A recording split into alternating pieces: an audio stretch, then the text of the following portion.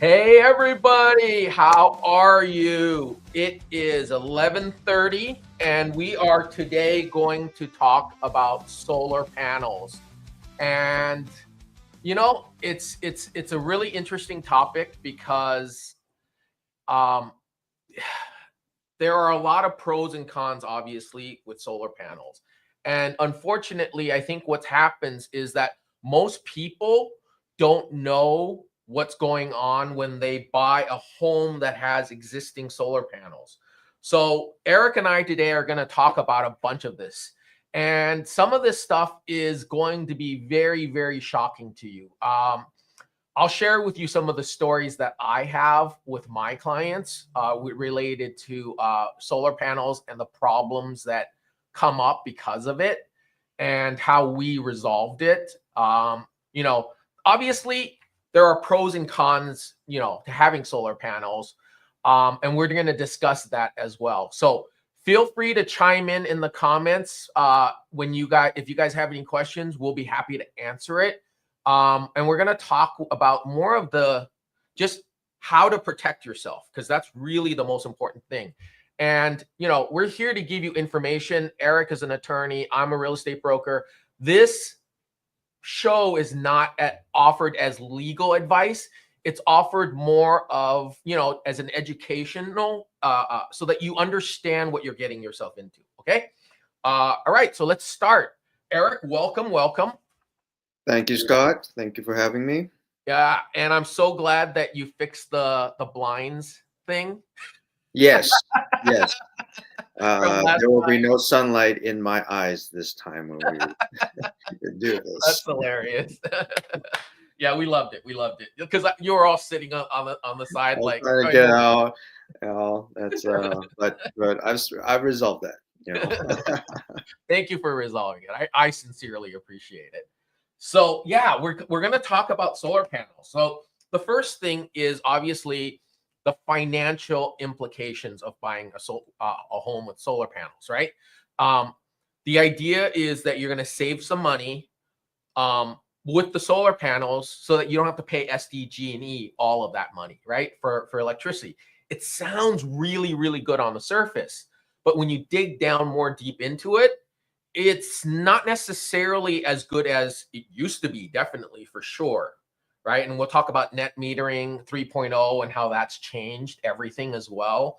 And so, some of the pitfalls, let's get into it. Let's talk about some of the pitfalls, Eric. Okay. Um, so from a lawyer's perspective, right? I mean, like when we have our clients buying a home with us, where we are the representing agents, we pay you to review all of their paperwork, right? And Correct. that paperwork includes the lease agreement for the solar panel or the purchase agreement for the solar panel, right? And so as a result, when there are issues that come up, you're the one who points it out for us. So share with us some of the stuff that you have seen.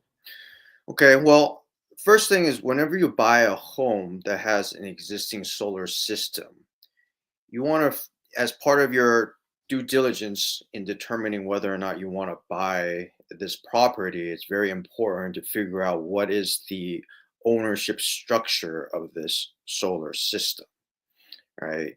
You can either buy it, this property, subject to what I've seen as like a lease, where you're actually leasing the solar panels.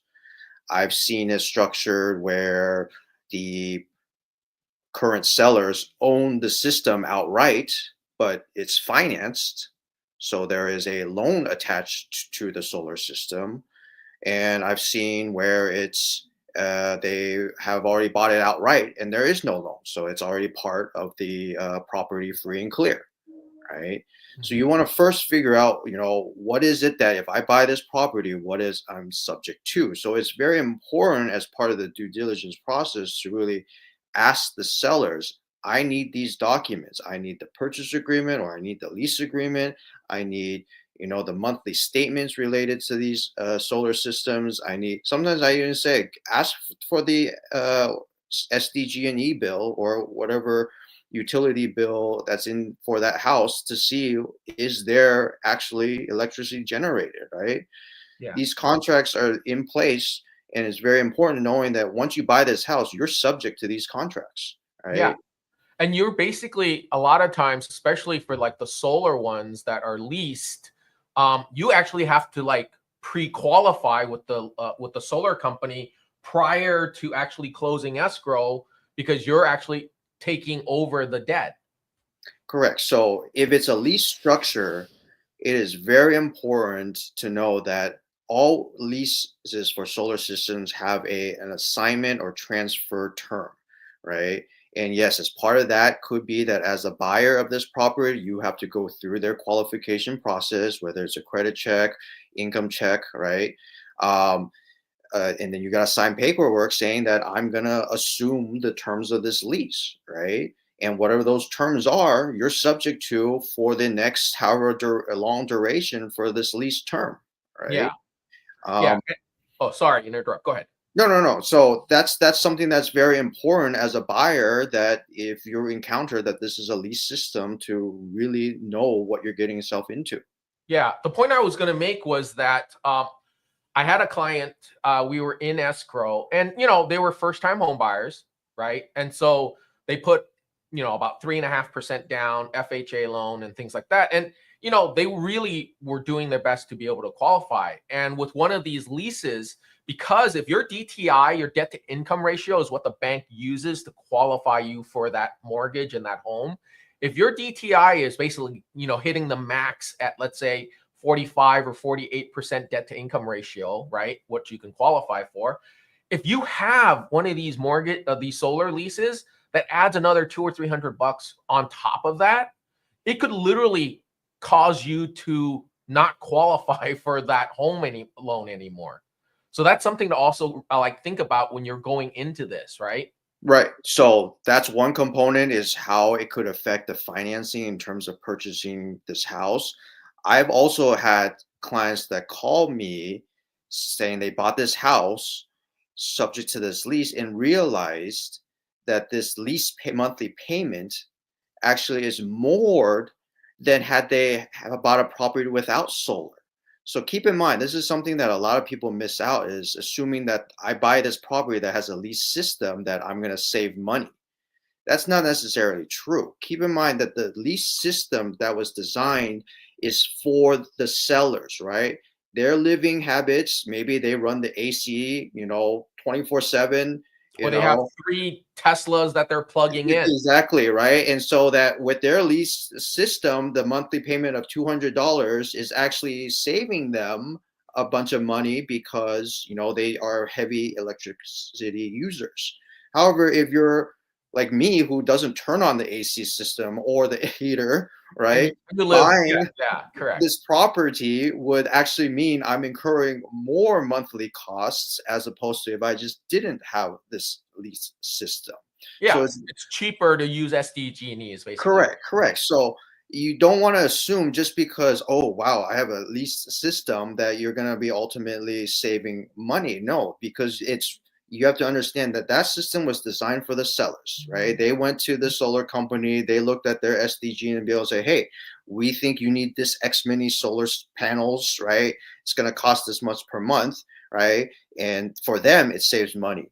Yeah, So it's very important that you have to understand how much out of pocket costs you are going to keep to maintain this. And you have to understand that these systems are leased for 25 plus years. For the yeah. next duration that you own this property, and even when you sell this property, if you don't own it for the next 25 years, the new owners are subject to this lease Correct. agreement. Yeah, they have to basically, the new buyers have to qualify to take over that lease.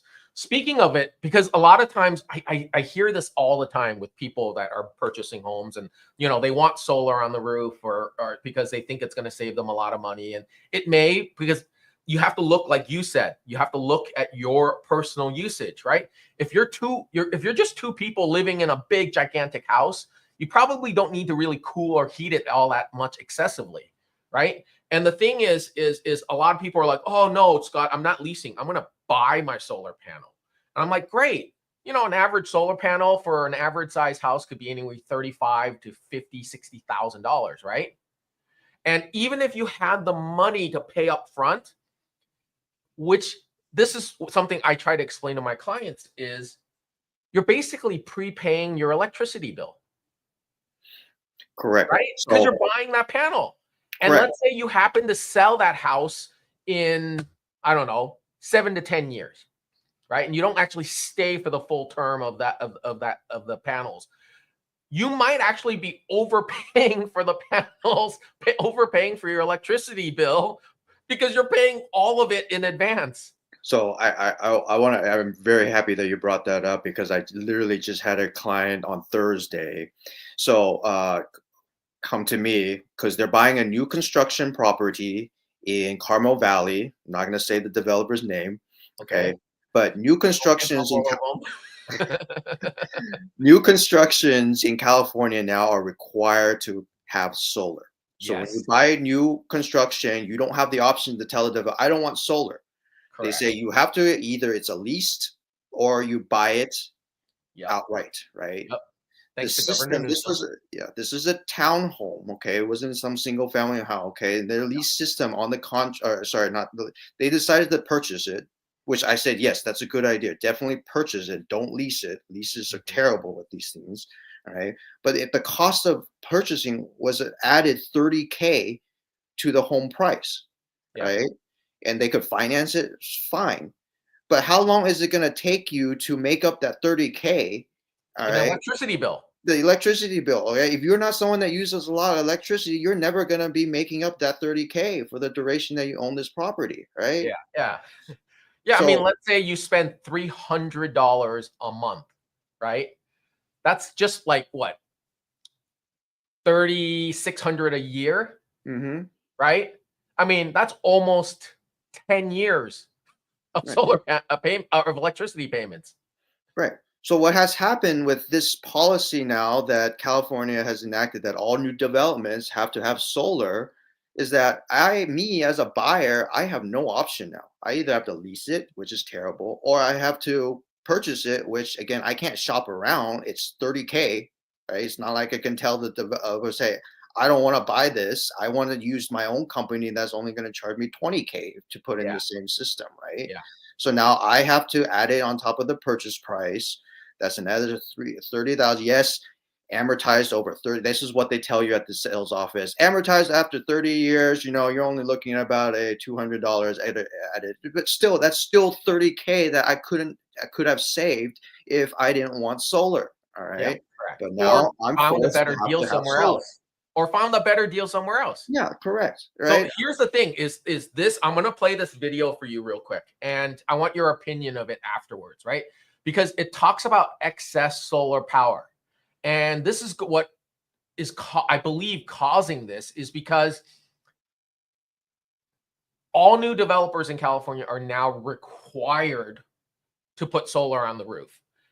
I'm going to play this clip and then you afterwards you let me know what you think of it. Sure. Bills for residents in California, while also making electricity prices cheaper for those living. Let me back.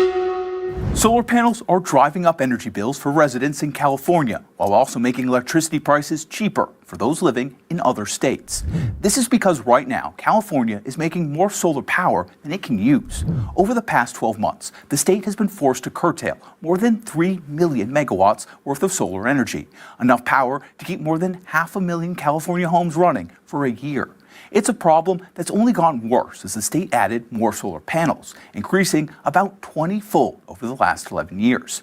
The amount of solar energy California had to waste this year is more than double the total in 2021, and an 8 times increase from 2017 levels. Experts calculate the retail value of the solar energy that the state threw away in 2024 is worth upwards of $1 billion.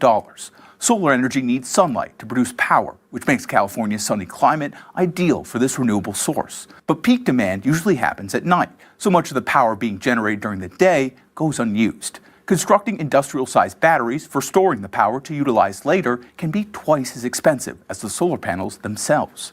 And the solar farms that do build them are mostly battery models that can only hold the energy for 4 hours, not long enough to make it through the night. This trend of too much solar contributed to California electric rates being twice the national average, as residents are effectively made to pay for the generation of power they aren't using. Because of that, since 2021, the state's largest utility providers have raised their electrical rates by 51%. But it could have been even worse if California wasn't giving some of that excess solar energy to other states. Although it's a setup that benefits residents from the states receiving that extra power much more than it does Californians. For example, Arizona's largest public utility saved $69 million last year by buying solar energy from California, which they passed on to consumers in the form of a credit on their bills. In 2022, New Mexico's largest public utility did the same, saving $34 million for their consumers that year as a result of taking California's extra solar power. Meanwhile, the increasing oversupply of electricity from this renewable source in California has caused the price at which it can be sold to plummet, dropping so low it becomes negative, meaning solar plants in California are actually paying energy traders to take their power to other states.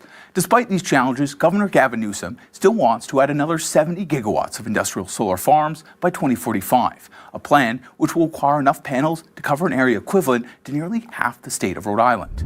Over the next 2 decades, this initiative aims to make California's electrical grid carbon-free, but experts warn the state's current curtailment rates could hinder that goal, a problem Newsom's advisors are working to address through building out more industrial-scale battery storage facilities, saving that extra solar energy to use in times of high demand by the Californians who paid for it. To get more storage.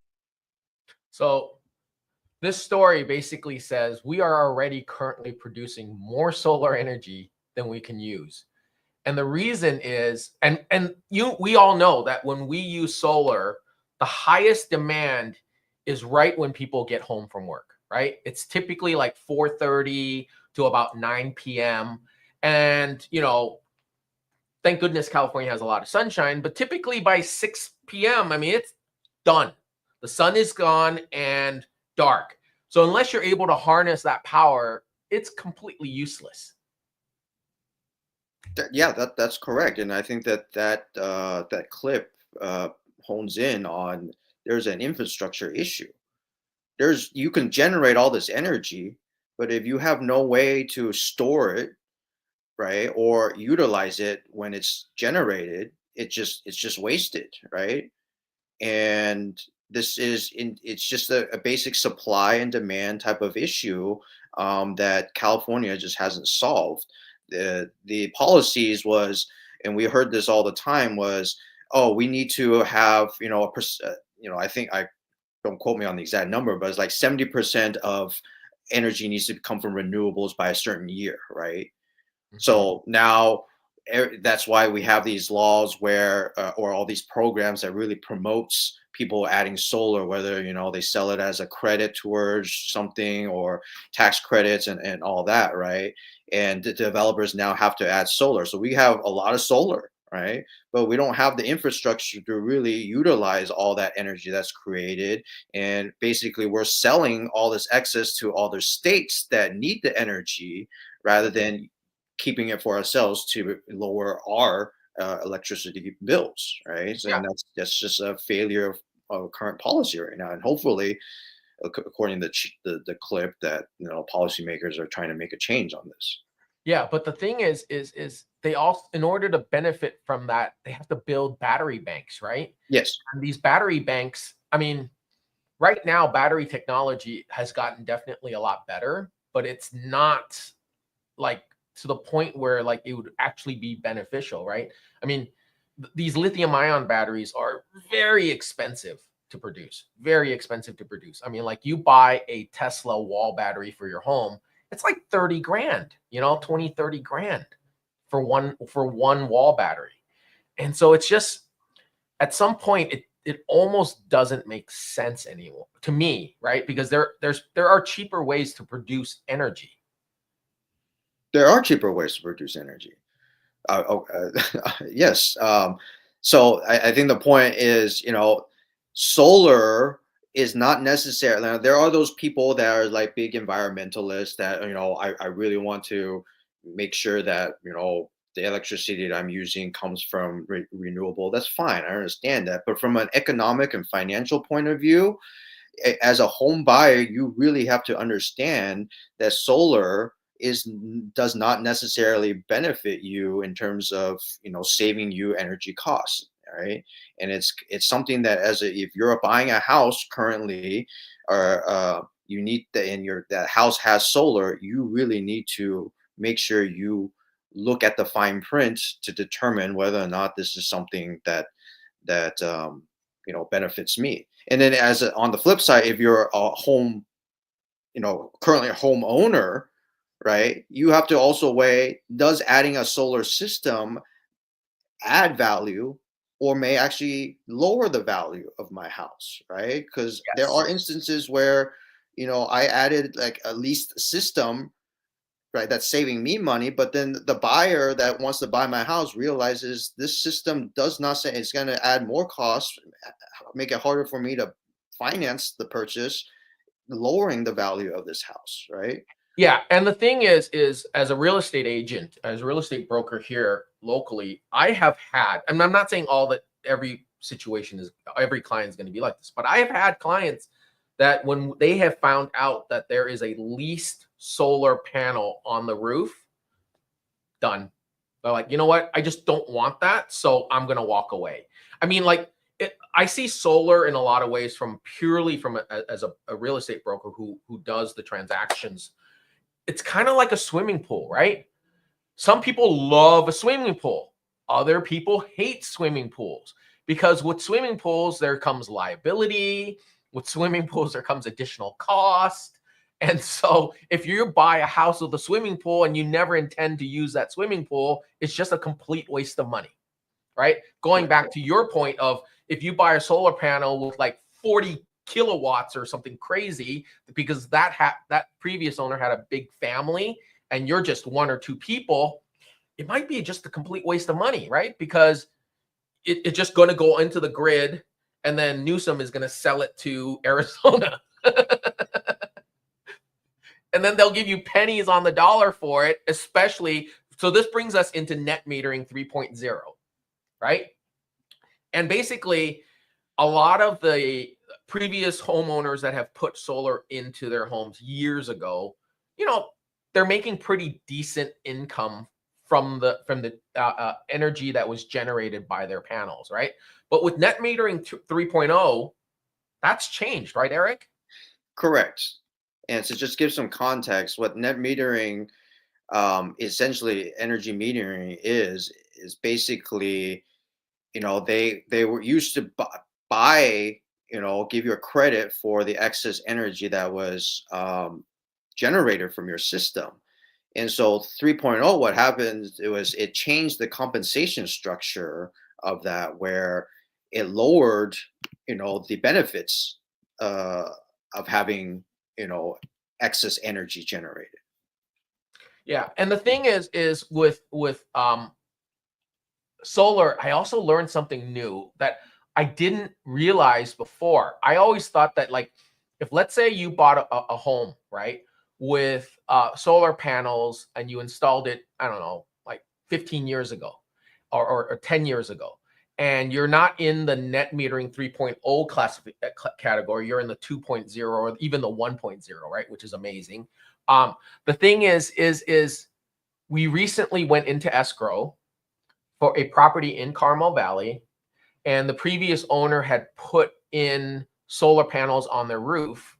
And when we did our due diligence, we found out that there is an expiration on the solar panel for the metering. So after the net, if you put the solar panels in 10, 15 years ago, and you're buying a house that is that old, you have to look at the paperwork and the contracts really, really carefully, because sometimes I've seen where there's an expiration of your qualification.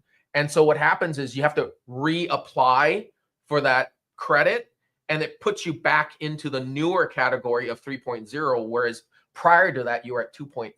So that's something that I think a lot of people aren't necessarily aware of as well. Correct. So let me ask you this. So I want to talk about this and this is a really sad topic for the buyer, but I'm going to share with you this screen here. And basically what happened was the owners, the buyers, purchased this home from a seller that never paid off the solar, and they lied about it. And it wasn't covered by the title company, because typically when there is a loan in the title company makes sure that all the liens are paid prior to this. And so I'm going to share this story right here. So basically, this was a post that I found on Reddit, and it talks about that there was this buyer that purchased this property, and the seller basically lied about paying off the solar. And by the time they had closed, it had actually caused them to declare bankruptcy. Oh my gosh. How could this happen, Eric? Tell me.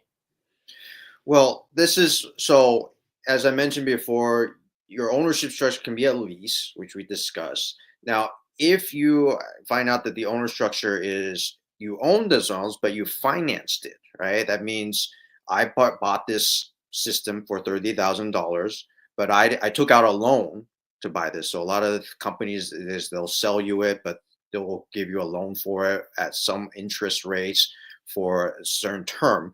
But they will always put a lien against your house for that, to secure, right, that loan. So in the event that you sell this property, right, that your mortgage will get paid off, and this lien for this one, so that it will get paid off, right, so that the new purchaser, right, will have a house that's not subject to this lien because the lien has already been paid off.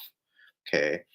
Typically, if you have a title report when during the purchasing process, that lien should show up on the title report, Correct. right? Yes.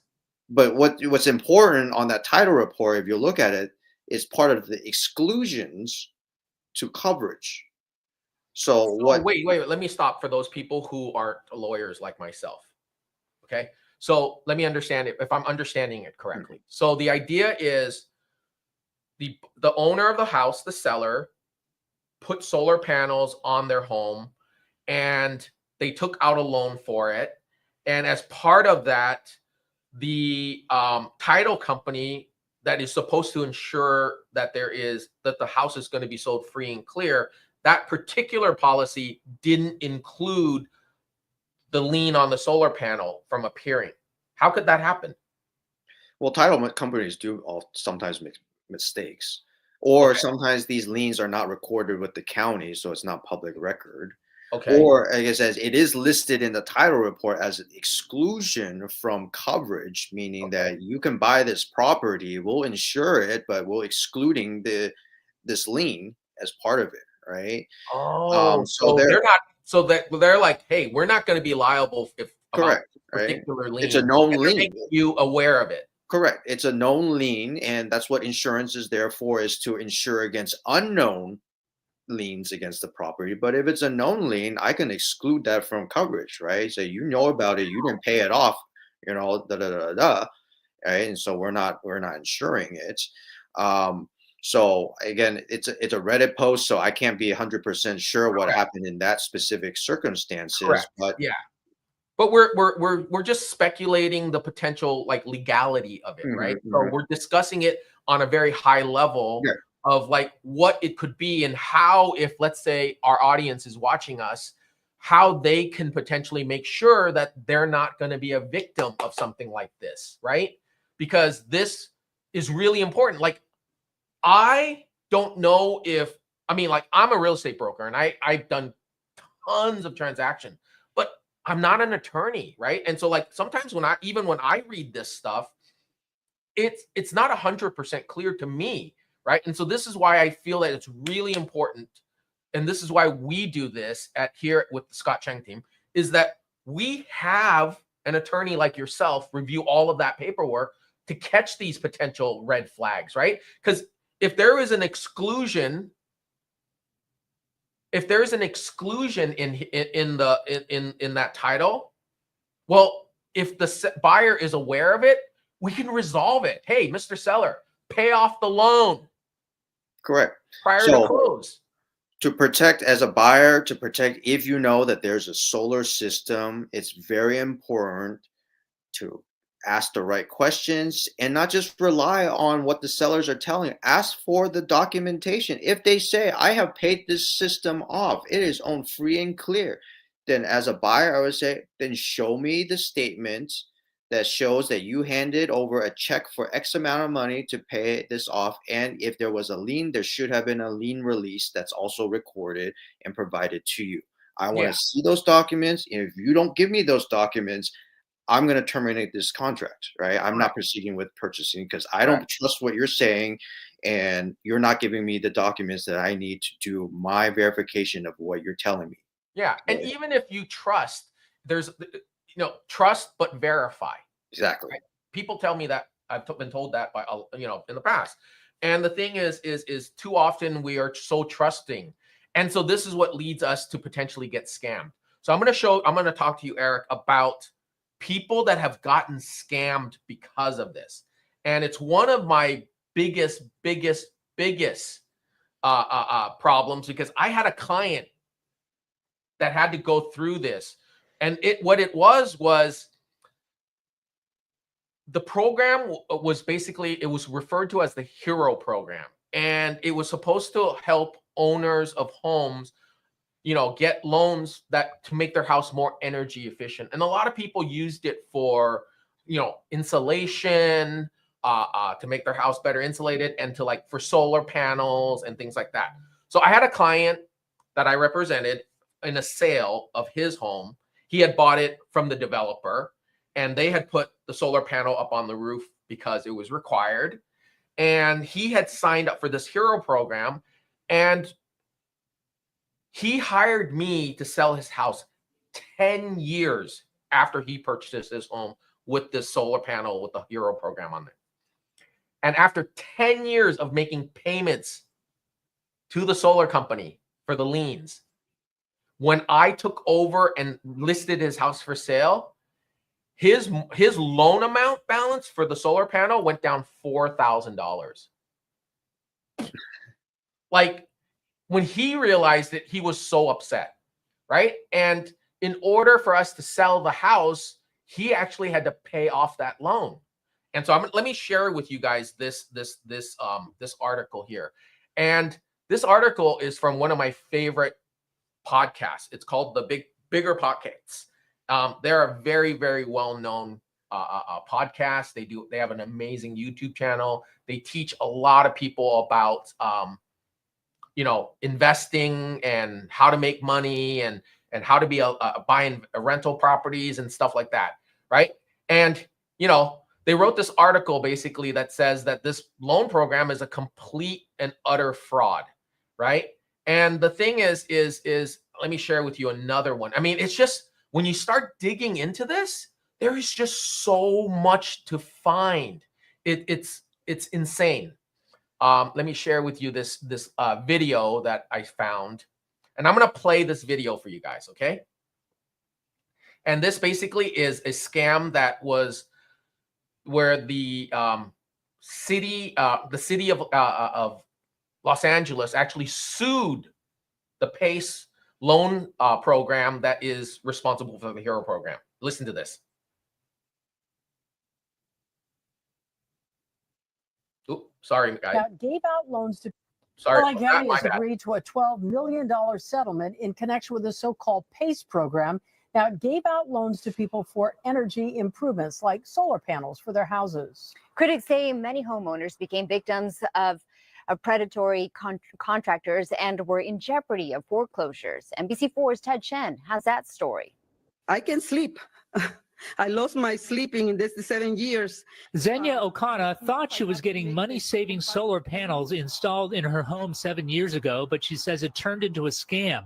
Now she's celebrating a $12 million settlement her lawyers got from LA County and lenders with the PACE program, which extends loans to homeowners like Okana to make improvements in water and energy efficiencies in their homes, but the lawyers say too often turned into predatory lending. Home improvement contractors went around selling these PACE loans door to door. So the contractors themselves were selling their own services, home improvement work, but they were also selling this financing. LA County ended its program in 2020 after 5 years after criticism that vulnerable residents like Okana were being targeted. PACE allows borrowers to pay back loans through their property taxes, but some say they were deceived by unscrupulous contractors and wound up with liens on their homes they couldn't afford.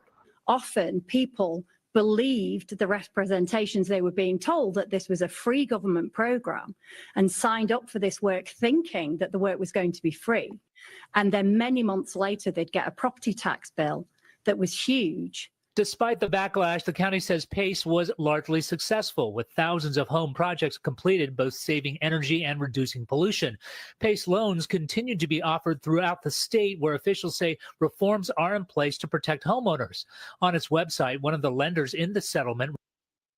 So basically, we're seeing all of this stuff. And I want to share a couple more with you, Eric, only because I want you to just see how rampant this is. I mean, it's just the fraud related to this it's not like one or two. It's just numerous, right? Let me share with you this video.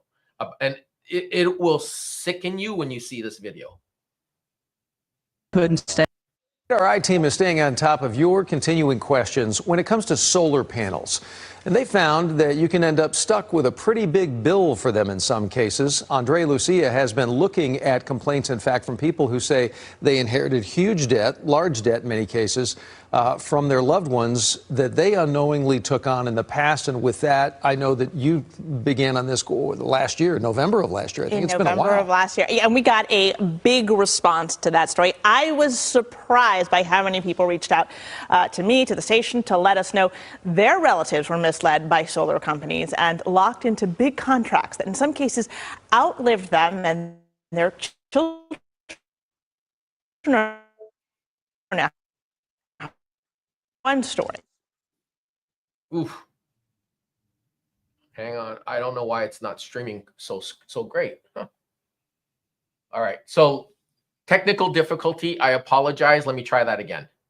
Years, William Hampton depended on his children for nearly everything. He couldn't stay awake. He would call me by my mom's name. He couldn't remember who I was. So his oldest, Cynthia, who'd moved in next door, was surprised one day to see workers installing solar panels. I told him, no, don't put this stuff out here. He's dying. The guy was like, well, we have a contract. We're not stopping. Hampton's children at the time had no copy of this contract their father apparently signed. And they say Sonova, the company selling the panels, refused to discuss it with them. They were not going to speak with us unless we signed the contract with him. Did he remember signing the contract? No, he didn't remember any of it. Knowing what they had to go through to get him to be able to even sign the papers, that's the part that infuriates me. When Cynthia's father died last year, she turned her attention to his finances. She finally got that contract, laying out a 25-year loan for nearly $60,000 solar panels, and she found all the bills Sonova had sent. Despite having these solar panels generating electricity right here in his backyard, the Hamptons say their father's house back there got none of it. No lines were ever installed connecting the two, and during local power outages, it would be in the dark, just like everyone else. The electric company does credit the Hamptons for the energy it collects from the panels. In February of last year, for example, their father got $95 off his bill, leaving him to pay the remaining $739. The Texas Attorney General's office has received dozens of complaints about Sonova. Many who wrote in told us the company targeted sick and elderly relatives. It was a 25-year contract that an 86-year-old man signed who couldn't even sign his own name. He had been being treated for dementia for about 5 years. She couldn't see, she couldn't hear well. He was starting to have Alzheimer's. I feel like he was taken advantage of. The I-Team reached out to Sonova for this story. They sent us a statement that says, in part, our dealers are not permitted to sell to any customer who, due to language barriers, health, or other evident conditions, is unable to fully understand the terms of the contract. In the statement, Sonova also said that if an issue is discovered, action is taken, including in some cases, removing the dealer salesperson from its platform. The Hamptons have now spent nearly a year trying to resolve their dispute in order to sell their father's land. They expect when they do, most of what he left them will end up being spent to pay off Sonova. All right. Disgusting. Literally disgusting. Like, are you freaking kidding me? I mean, sorry. I apologize for the people out there, but that just annoys me. Here's what I want the viewers to know about these. All right. California or, other states, because the last clip was in Texas, when a government creates like a program such as PACE or, some other, program, it's what we known in the legal as a subsidy for that industry, right? Essentially, the government says, hey, we have a pot of money here, right, that's going to be dedicated for the solar companies to encourage people to get solar, right? Solar companies absolutely are going to take advantage. And I've had multiple people call me, and it's always the same MO. I'm an elderly person, right? Someone came to my door, was a sales rep from some company selling me, they said, hey, I don't have to pay out of pocket. It's going to save me some energy costs, says all these nice things. These are elderly and oftentimes very vulnerable, right? And not knowing, they're in these type of more high pressure type of situation. And a lot of these sales reps are pretty aggressive, calling, texting, right? And eventually sign on the dotted line, not knowing that, hey, I just took out a huge loan that ultimately I got to pay, as in that clip, $200-300 a month when I'm only using, $80 in energy each year, each month. Right? Eric, to your point, I want to show the audience this another clip, and like if that last one didn't get the audience riled up, this one will. It's all right. Play the clip. On solar panels, but instead was left with a bill for $160,000. And now we're learning this may be part of a bigger scheme targeting vulnerable homeowners. Elle McLogan covers Queens and has the story from Jamaica. Brother and sister, he plays basketball. Proud great-grandmother Claver Campbell turned to solar panels to save on her energy bill. She says a Facebook ad like this one promised a deal for older homeowners. $184 a month. I could afford that. She says a sales rep from Sunco, which sometimes calls itself Addicts, came over with papers. Got my information, my social security number, my everything. But later, something didn't sit right, and she canceled the order. Right away, she says, the rep called her fuming. Why did he do such a stupid thing? He pressured me into changing my mind. She says her Sunco contract was reinstated, and soon came the bill that made her jaw drop. When I saw this closing letter, I realized, I said, no, I've been scammed. The amount was triple what she expected, she says, leaving her on the hook for $160,000. This is cruel and this is wicked. On her behalf, Legal Aid is now suing multiple businesses they say are working in tandem. The suit accuses 5 solar panel companies of deceptive business practices and fraud. Lawyers say they target seniors and low-income residents with misleading advertising and inaccurate estimations of costs. Solar Mosaic, Sunco, and WebBank were all named, but only Addicts got back to us, denying the allegations and insisting, quote, our customer satisfaction and well-being will always be our top priority. Legal Aid attorney Claire Mooney says Campbell's e-signature appeared on documents she did not recognize. That can really be shocking to be deceived by somebody who came into your home. Struggling to eat and sleep, Campbell wants to feel like herself again. I would love to have some of my old spirit back. In Queens, Elle McLogan, CBS News. And there we have it. We have another senior being victimized by these solar panel companies. Just crazy. When you have this pot of money that the government is giving out, right, you're going to get these people that's going to be, again, they're sales reps that's on commission, right? The more contracts they has, the more money the company gets. This money technically is coming from the government, right? It's a subsidized loan for this that ultimately the homeowner does pay for.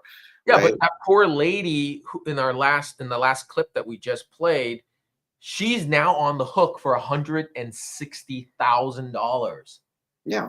And oftentimes these sales reps are not going to be straightforward with you. Hey, what is my monthly out-of-pocket cost for this? What is my total amount of loan? What is the duration of this loan, right? They don't want to, because anyone that looks at, oh, my monthly payment is $200-300 and my energy usage for each month, my electricity bill is only $90. Why the hell would I sign up for solar? That makes no sense, right? So that's the problem with this industry is that, the cost of these things does not make it a financially feasible option to actually lower people because people don't use that much electricity in the first place, right? The thing though is there is a place for solar. There are situations where it makes sense, complete sense, to put solar panel on your roof, but it's not for everyone. And I think the misconception is that, these companies and even our government is basically saying, hey, this is a good thing. Everybody should have it, right? I mean, it's off of this discussion, but college education is another one, right? Like everyone, all of these people now have trillions of dollars of college loan debts because the idea was every single person should go to college, every single person. But it's not necessarily for everyone. And I think this is what our audience needs to be aware of, which is you have to be very careful. You have to make sure that the decisions you make is right for you. And if you're not sure, then talk to an expert. Wouldn't that you agree with that? Absolutely. Yeah. Consumers need to protect themselves, right? There is that responsibility. If someone comes knocking on your door, is trying to tell you all these good things, to be like, hey, thank you, but I need some time to think about it. I want an attorney or someone that I trust review this, and I'll get back to you, right? Correct. Right. And, unfortunately, a lot of these sales reps know that, senior citizens, the more elderly, the more vulnerable, who are at home during the middle of the day, right? That's when usually they come knocking. Maybe the senior citizens are more vulnerable because they sometimes feel a little lonely, want someone to talk to. So they invite them in, chit chat away. This person starts selling them about, hey, how much is your electricity bill? We can lower it, And oftentimes these people are on fixed income, Social Security, they're already not living a glamorous lifestyle. And I'm sure their utility bill isn't, they're not the people running, turning on lights and keeping lights on all day. And so it's hard to imagine how, a system that's costing 50 to 60K is actually going to be beneficial to someone that, doesn't live an extravagant lifestyle. And this is something that a lot of people that needs to protect themselves. Well, the thing is that poor lady that we saw the clip, the loan was for 160,000. 85 of that, $85,000 was financing. Right? Yeah. I mean, when does a solar panel cost $160,000 for a great grandmother who lives by herself? Like, I don't know. At least from what I've seen in terms of even a new construction that, again, it's just reviewed on Thursday, right? That system, I don't know how big it was, but only cost $30,000. So this grandma bought a system theoretically 3 times, what currently new developers are putting onto their properties. And this is, again, I don't know her, family situation, but if she lives by herself, how can a 100K system be beneficial for her?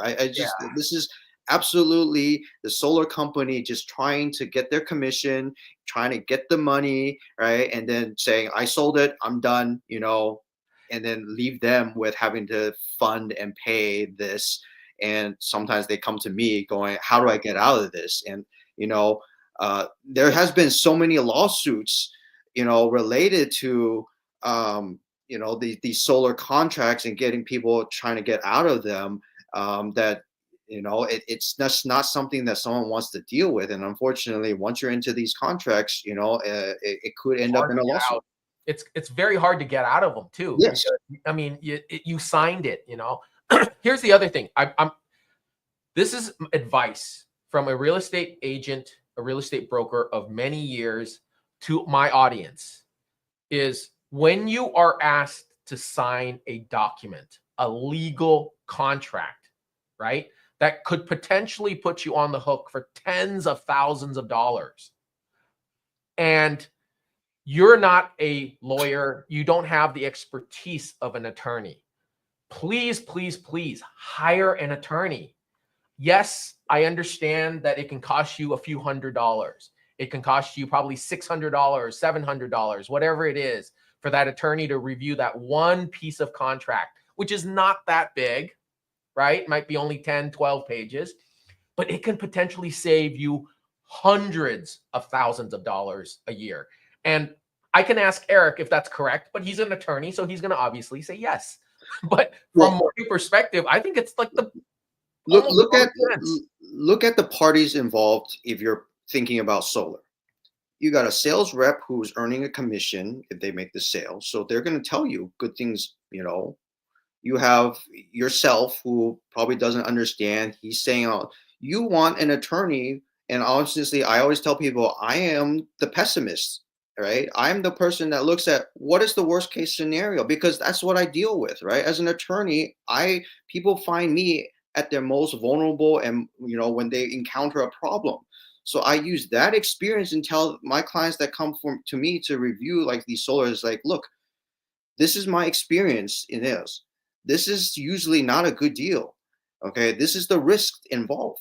Now, if they say, I'm aware of it, I still want solar, I'm okay with it, then fine, great. Then you have at least made an informed decision to get into it, right? The worst case in all of these clips that you guys, they had no idea, right? They had no idea that they were getting into it. And that's probably the worst, especially if you're buying a house, right? And then all of a sudden you buy it, close escrow, you're thinking, oh, great, the American dream, and then all of a sudden you keep getting these bills from the solar company saying, you got to pay this, you got to pay this, you pay this. It becomes a nightmare. Yeah, it becomes an utter nightmare. And so, there are amazing agents out there. There are a lot of amazing agents I work with. But, I'm going to come out and I'm going to say, like, that's what makes me, honestly, I think, different, because we pay you, the attorney, to review all of those paperwork for our clients. And that's the reason we do it. It's because we want to make sure we're protecting you guys, right? And having a third party person like an attorney who looks at all the bad side, all the pessimistic side, as Eric puts it, and looks at all the potential problems and nightmares. And if we can't resolve it, right, don't buy the house. That's my suggestion. Don't buy that house. There's other homes. We'll help you find other homes. And I think, so we're coming near the end of our show, Eric. What is the biggest takeaway that you think like, if you were an owner and you were, looking at either buying a home, or you have a family member who's like, that is an elderly person, like, what's the takeaway from this program to prevent other people from being victimized? And like, what sort of things would you recommend they do, or what should they look for? Just don't buy solar. I think that's the easiest one. Grand scream. Okay, so that's a little bit extreme. It makes. I have yet to find, someone that has told me that paying $30,000 for a solar I have earned that money back. Okay, for that duration. Okay, solar technically is still a relatively new product. So yes, maybe if you own that house for the next 30 years, maybe you'll recoup what you have paid, right? But I understand. But all seriousness, you got to read the fine print. You have to understand that where the parties involved, and what their interests are. Okay, any salesperson that comes to you, or contractor that comes to you trying to sell you, they are in the money making business. They are not going to be putting your interest first. Okay, knowing that, then you can focus on, all right, how do I protect myself, knowing that their interest is not going to be aligned with mine, right? So then I need to find someone whose interest is aligned with mine, that makes sure that I'm being protected and not signing on a document that I'm going to regret in the future, right? So whether that's talking to an attorney, or whether or not that's a real estate agent who is going to be what we call a fiduciary, that is going to be acting in your interest and properly advising you and saying, don't do this, don't buy this house, right? Yeah. You really need to find that person you trust that is going to say, hey, don't do this, right? Because everyone out there is going to be telling you, you need to do this, or you should do this, or this is going to save you money, right? Yeah. And not often is there someone going to tell you, hey, don't do this. Yeah. No, I've had many situations where I call it waving my clients off the property. When we find issues with inspections or things like that. I mean, you and I have worked together for many times, right? I mean, you've seen me waive our clients off of properties numerous times, and it wasn't about the commission. Yeah, it's funny. Every time someone comes to me about a problem after they bought a house, they blame their agent, right? Or they blame the sellers, right? They always say, the agent didn't tell me this, the sellers didn't tell me this, right? Well, then you need to, find someone that's gonna, know how to protect you, right? Or you need to know that you need to find someone to, right? Don't just rely on your agent just earning a commission, right? The seller just wants to sell his house, all right? Who's going to be standing next to you and being like, all right, I need to protect my client, the buyer in this, so that, that someone's acting in the buyer's interest, right? It's very important. Yeah, absolutely. 100% agree. And so this could be actually another good topic we talk about, which is buyers who think that they're getting a better deal because they're using the listing agent to Oh God, I could go on and on about dual agents representation. I will. We should do another episode about that, because I'm telling you, there's so much liability there that people don't understand. And the buyer thinks that they're smart enough to protect themselves and get a really good deal. And because I use, I'm representing myself with that agent, I'm not going to be defrauded or have issues or problems. And they're so wrong. I mean, this is one of the reasons why I personally, I don't do dual agent personally, because you can't represent a buyer and a seller in the same transaction and give them both have the level of fiduciary responsibility. It's just, to me, that's just not possible, right? It's not possible. Just like attorneys are not allowed to represent both sides of a lawsuit. It's absolutely a conflict of interest, right? Agents shouldn't. It's technically legal. Yes, agents do it because they double end the deal. They get double the commission, right? But you should, as a good agent, shouldn't, because you cannot act in both the buyer and seller's interest. Just a simple, like, if your buyer that you represent, also the sellers, asks you to do a repair and the seller says, no, I don't want to do it. That's direct conflict of it. How you going? You can't. There's no way to go through a negotiations where you're trying to act in both sides' interests, right? Yeah, correct. It's just not possible. But yeah, we can definitely do a topic on that. That is. Let's do it. I see too many headaches with dual agencies and unethical agents saying that they can do it, and truth be told, they just want to double end the commission. Yeah, and if you guys watching this, if you guys leave in the comments below, if you would like to see us discuss that, the pros, cons, and all the potential pitfalls, I'll have Eric pull all the different lawsuits that came out of dual agent representation, and some of these stories are going to be really, really good for you guys to listen to, right? So I'm going to do one thing before we sign off, and that is, I'm at the bottom below. I have this website. If you just want to ask some questions directly to me, and you can't make it on the show and you're watching us, at a later time, go on this website, click the contact, findyourhomesandiego.com. And even if you're not in San Diego, you can go /contacts and then reach out to me and schedule a 15-minute phone call with me, because I'll be able to help answer some of those questions that I can answer for you. And then if I can't, I'll put you in touch with somebody who can. Looks like we got a question, Eric. Do you see the question? Can you elaborate?